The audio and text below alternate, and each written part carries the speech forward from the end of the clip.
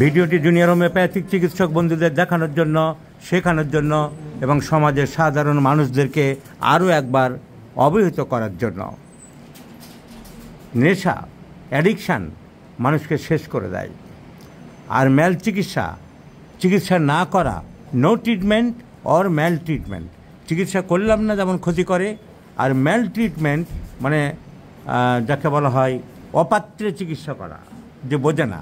ব্যানার্জিয়ান company যেমন আছে, আমাদের অনেক ছাগল মার্কা হোমিওপ্যাথিক ডাক্তার যেমন আছে, 5টি 10টি ওষুধ মিশিয়ে দিচ্ছে, কেস টেকিং করে না, কিছু জানে না, এক লাইনে প্রেসক্রিপশন করছে, তাদের জন্য সেগুলো ম্যাল ট্রিটমেন্ট বলে। আরেকটা হচ্ছে নো ট্রিটমেন্ট, আর হচ্ছে নেশা, অ্যাডিকশান। এই 3টে জিনিস মানুষকে শেষ করছে। আর 4 নম্বর হচ্ছে অ্যালোপ্যাথিক ওষুধ প্রচুর পরিমাণে খাওয়া, ব্যথার ওষুধ খাওয়া, গ্যাসের ওষুধ খাওয়া, মুড়ির মতন ওষুধ। 4টি রোগের জন্যে, 4টি কারণের জন্যে মানুষের সর্বনাশটি হচ্ছে। এক হচ্ছে মুড়ির মতন অ্যালোপ্যাথিক ব্যথার বড়ি, জ্বরের বড়ি, গ্যাসের বড়ি খাওয়া। 2 নম্বর হচ্ছে কোনো রোগের চিকিৎসা প্রথম থেকে না করানো, ভালো জায়গায়, ঠিক জায়গায়, আসল জায়গায় না করানো। আর 3 নম্বর হচ্ছে নেশা করা, পান, বিড়ি, তামাক, সিগারেট, খৈনি, জর্দা, বিড়ি, সিগারেট, পান পরাগ, গুটলি পুন্টলি যেসব আছে। আর 4 নম্বর হচ্ছে ম্যাল ট্রিটমেন্ট, আজুবাজু চিকিৎসা করা। এই ভদ্রলোক বয়স 55, এনার মুখের ভিতরে ঘা হয়েছে, আলসার। উনি অ্যালোপ্যাথি করেছেন, বলছেন হোমিওপ্যাথি করেছেন। হোমিওপ্যাথি এই যে একজনের কাছে কী ওষুধ খেয়েছে লিখিয়ে নিয়েছেন, মার্কসল 0/1-2। তারপরে বড় আশা নিয়ে আমার সম্বন্ধে বিভিন্ন জায়গায় ধারণা পেয়ে ইউটিউবে আমার কেস দেখে ওনার ধারণা হয়েছে এখানে আসলেই ভালো হবে, তাই উনি দৌড়ে এসেছেন। এই তো গল্পটা, বলার মধ্যে কোনো ভুল নেই। কী খেতেন, নেশা কী করতেন? নেশা মানে যে তামাক জাতীয় কী খেতেন? নেশা মানে শুধু মদ না, খৈনি, তামাক, এগুলো নেশা আর কি, যেটা না খেলে মানুষের চলে না। খৈনি প্রচুর, খৈনি খেতেন, কিন্তু দাঁত তুলেছিলেন।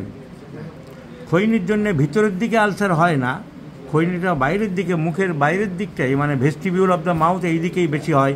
কিন্তু যে কারণে হোক, রস থেকে হতে পারে, বা খৈনি তো ভিতরের দিকে দিয়েও চেপে রাখে, মুখের ভিতরে মাড়ির গোড়ায় দেয়। তো যাই হোক, আলসার হয়েছে। এইদিকে এসো, দেখানো যায় কি, আমি দেখি। কামিয়ার বড় করে করুন।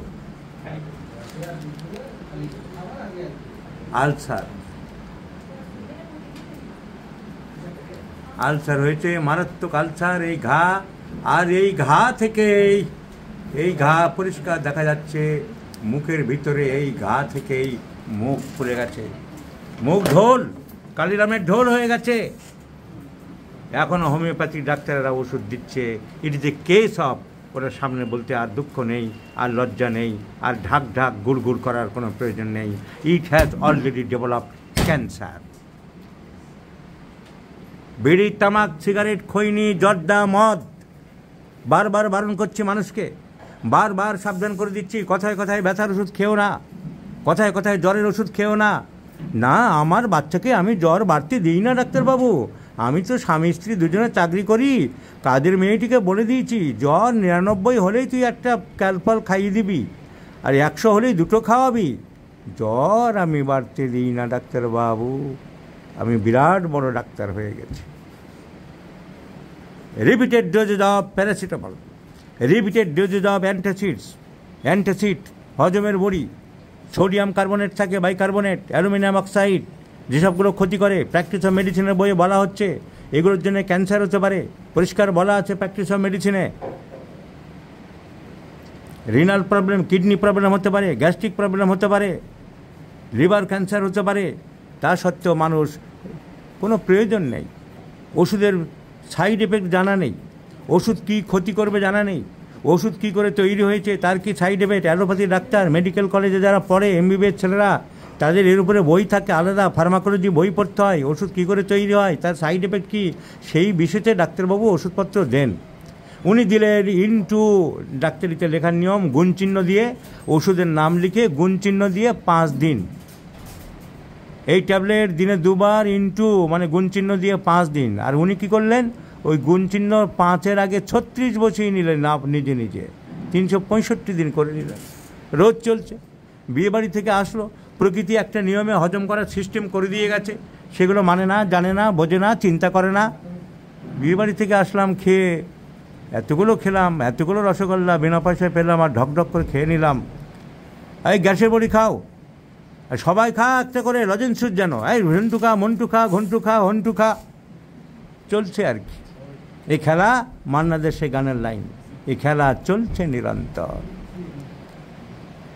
আর এই তামাক, বিড়ি, গুটকা, সিগারেট বারবার বারণ করছি, তাও শুনছেন। আমাদের একটা ড্রাইভার যে আমাকে নিয়ে যায় এখানে ওখানে, 5 মিনিট পর পর দরজা খোলে আর পিক পিক করে থুতু ফেলে। কারণ কী করো, এই পান পরাগ। তাকে রেস্টুরেন্টে আমরা খেতে গেলে বলি তো চলো খাবে বিরিয়ানি, না। রসগোল্লা খাবে, না। কোল্ড ড্রিঙ্কস খাবে, না। ডাব খাবে, না। খাবে কি 5 টাকার প্যাকেট, ওই খাচ্ছে, তারও এই অবস্থা হবে। আমি বারবার করে বলেছি। আমার এখানে লোক কথা বললে শুনছে না তো। আমার এখানে ছেলে যে কাজ করে, সন্ধ্যাবেলা পরিষ্কার করে, রোজ রাত্রেবেলা খেয়ে আসবে, বারণ করছি। অনেক পেশেন্টের ছবি দেখাচ্ছি, যখনই দেখে তখন একটু ওই এই হয়েছে, ওরে বাবা কী সাংঘাতিক। তারপরে আবার যা তাই, তারপরে আবার লোড। আমি এত খাও কেন, তোমাকে এত দেখালাম না, মনে হয় কি আর আজকের দিনটাই শেষ, আজকে একটু রাজা হয়ে যায়, মানে খেলে নাকি রাজা হয়। যাই হোক, ভেরি প্যাথেটিক। এই ভদ্রলোকের ক্যান্সার হয়ে গেছে, ওনাকে মেডিকেল কলেজে আমার যা সাজেশান আমি দিয়ে দিয়েছি। আমি রোগীকে এইভাবে নষ্ট করি না, হাতে রাখি না। Every man has its own life. প্রত্যেকটা মানুষের জীবন আছে, সংসার আছে, পরিবার আছে, তাদেরকে আমি নষ্ট হতে দিতে চাই না। ডাক্তাররা দুটো কারণে নষ্ট করে মানুষের জীবন, এক হচ্ছে অর্থের লোভ, আর 2 হচ্ছে বোঝে না। অনেকে হোমিওপ্যাথি ডাক্তার অনেকে জানে না, বোঝে না, যেটা খারাপ হতে পারে। না না, বইয়ে তো সব বলা আছে। আরে হোমিওপ্যাথিক ওষুধের বই টইগুলো যখন লেখা হয়েছিল তখন ডিজিজগুলো এত আবিষ্কার হয়নি, প্র্যাকটিস অফ মেডিসিন এত ডেভেলপ করেনি, রোগ সম্বন্ধে এত জানা যায়নি। সে 1800 সালের কথা, 1810, 1820, 1830, 1840, 1850, 1860, 70, 80, 90 মেডিকেল সায়েন্স, মানে যেটা অ্যালোপ্যাথিক বলি, এখন অনেক ডেভেলপড হয়ে গেছে। মেডিকেল সায়েন্স এখন অনেক উন্নত হয়ে গেছে। জানতে হবে, বুঝতে হবে কোনটা রোগের সিমটম, কোন রোগ হাতে রাখবো, কোনটা রাখবো না, কোনটা অপারেশন করতে হবে। আর মানুষ, সাধারণ মানুষও অনেক সময় অপারেশনে ভয় পায়। এইসব কারণেও হোমিওপ্যাথি ডাক্তারের কাছে এসে নিজের সর্বনাশ করছে। আর এক শ্রেণীর অসাধু হোমিওপ্যাথরা যে টিউমার অপারেশন করলে ভালো হয়ে যেত, যে ফিস্টুলাটা অপারেশন করার অবশ্যই প্রয়োজন, সেগুলো অ্যাডভাইস দেয় না, হাতে রেখে রেখে ক্যান্সার করে দেয়। এই ব্যানার্জিয়ান কোম্পানিরা বহুকে সর্বনাশ করে দিয়েছে, আরও অনেকেই করছে। যাই হোক, এই ভদ্রলোককে বলে দিলাম যে ওনার কাছাকাছি মেডিকেল সব medical college, Medinipur medical college কিংবা কলকাতার নীলরতন সরকার মেডিকেল কলেজ কিংবা আমাদের আসল যে মেডিকেল কলেজ, কলেজ স্ট্রিটে অবিলম্বে ক্যান্সার ডিপার্টমেন্টে, মানে সার্জারি ডিপার্টমেন্টে আসতে হবে আগে। সার্জারি ডিপার্টমেন্টে এসে কাট করিয়ে ওরাই অঙ্কোলজি ডিপার্টমেন্ট বা ক্যান্সার ডিপার্টমেন্টে পাঠিয়ে দেবে। ক্যান্সার হয়ে গেছে, এটা আমি অবধারিত, আমার চোখ বলে দিচ্ছে।